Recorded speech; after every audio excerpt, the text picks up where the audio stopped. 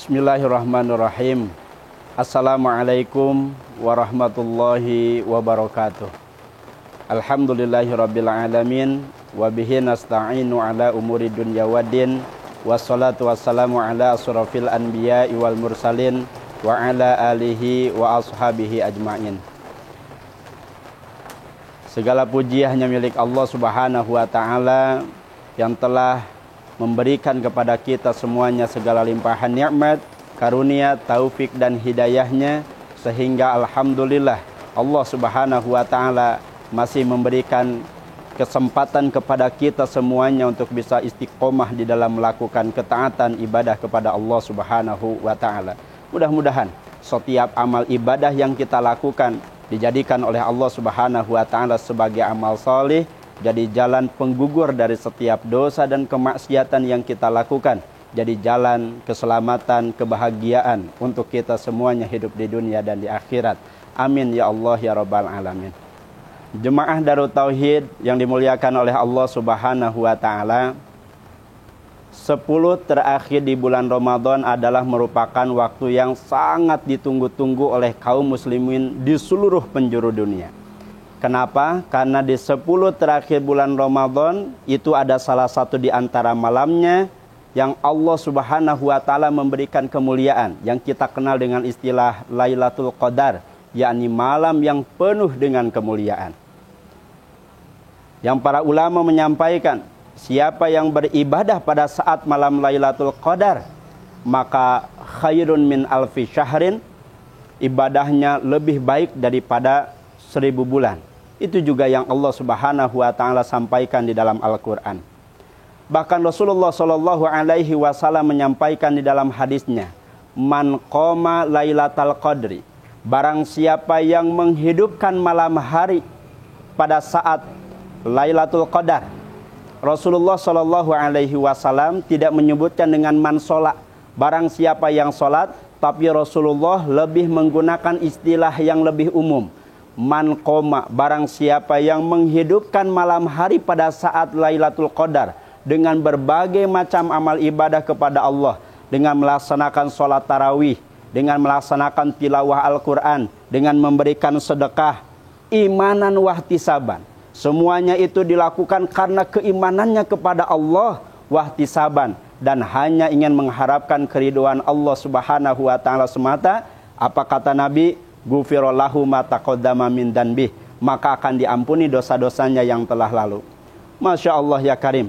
Jemaah Darut Tauhid yang dimuliakan oleh Allah Subhanahu wa taala, begitu besar kemuliaan yang Allah Subhanahu wa taala berikan kepada kita sebagai umatnya Rasulullah Muhammad sallallahu alaihi wasallam. Allah berikan di 10 terakhir ada salah satu malam yang ketika kita beribadah itu lebih baik daripada 1000 bulan, dan ada peluang dosa kita diampuni oleh Allah Subhanahu wa taala. Inilah yang kemudian kita kejar, inilah yang kemudian kita harapkan. Betapa kita melaksanakan ibadah kepada Allah Subhanahu wa taala dengan sungguh-sungguh, karena kita berharap kita bisa mendapatkan kemuliaan itu, kita bisa diampuni dosa-dosanya oleh Allah Subhanahu wa taala. Jangan menjadi orang yang rugi. Siapa orang yang rugi? Kata Nabi, bu'dan ay ba'idun, jauh daripada rahmat Allah. Siapa? Liman adraka Ramadan falam yughfarlah. Orang yang bertemu dengan bulan Ramadan tetapi dosa-dosanya tidak diampuni oleh Allah Subhanahu wa taala. Naudzubillah tsumma naudzubillah. Oleh karenanya, jamaah Darut Tauhid yang dimuliakan oleh Allah Subhanahu wa taala, Syekh Malibari dalam kitab Fathul Mu'in ada 3 amalan yang bisa kita lakukan di 10 terakhir bulan Ramadan ini. Apa saja? Yang pertama adalah dengan kita banyak bersedekah, kita banyak berbuat baik kepada tetangga, kita memenuhi kebutuhan keluarga kita di rumah. Masya Allah, yang kita tahu bahwa membahagiakan orang lain, bersedekah itu adalah merupakan amalan yang utama setelah amalan fardu. Sebagaimana yang disampaikan oleh Rasulullah Muhammad sallallahu alaihi wasallam, inna ahabal a'mali ba'dal faraidi ilallahi idkhulus surur alal muslimi. Sesungguhnya amalan yang paling dicintai oleh Allah Subhanahu wa taala setelah amalan fardu adalah membahagiakan muslim yang lainnya. Yang kedua yang bisa kita lakukan adalah dengan cara memperbanyak tilawah, sebagaimana yang disampaikan oleh Rasulullah, Iqra'ul Quran fa innahu ya'ti yaumal qiyamah syafi'an li ashabi.